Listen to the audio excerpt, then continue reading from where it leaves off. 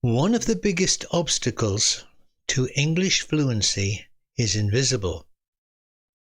Now, most learners don't even realize they're doing it. It's like this. Someone speaks English to you. Your brain quietly translates it into your own language, creates a reply, translates the reply back into English, and then allows you to speak. Which is why conversation sometimes feels slightly exhausting. Think about this. You are busy translating the English in your head. Babies and young children become fluent quickly because they have nothing to translate. Welcome back to Kelsy. Here in the village, we often meet visitors who know quite a lot of English grammar, but still struggle during real conversation. And usually the problem is not intelligence, it's translation.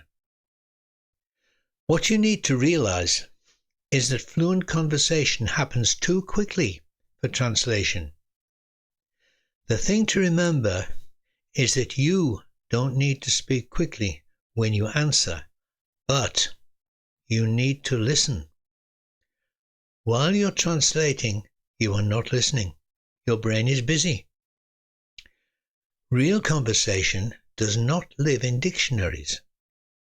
Translation feels safe because it gives the illusion of control. Illusion. Your brain thinks, if I translate carefully, everything will be correct. Unfortunately, conversation doesn't wait patiently while we construct perfect grammar in our heads. British people can change topic 3 times before you finish translating the first sentence. Native speakers are not translating in their minds. We are reacting emotionally and socially. The words arrive automatically to us because the language is connected directly to the meaning, not to another language. This is why children become fluent before they understand any grammar or any sentence construction, and why experienced language learners eventually stop translating too.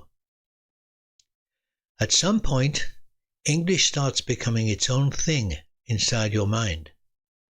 A very important moment happens during language learning when you stop asking yourself, what is the English word for this? And begin understanding ideas directly in English itself. Not perfectly, not instantly, but gradually. You begin recognizing phrases, reactions, patterns, feelings, situations, and mentally without returning home first. And that changes everything. Interestingly, the best way to reduce translation is not studying harder. It's exposure. Large amounts of calm, understandable English from television, from videos. Not panic, not pressure, just repeated natural contact with the language. This is why conversation helps, listening helps, stories help, repetition helps, familiar situations help. Your brain slowly begins recognizing English directly, rather like learning the personalities inside a village pub. Eventually, you stop analyzing what you hear and simply understand. Many learners believe they are bad at speaking. Actually, they are often simply delayed by translation. The brain is doing double work. Language 1, then language 2. No wonder conversation feels tiring.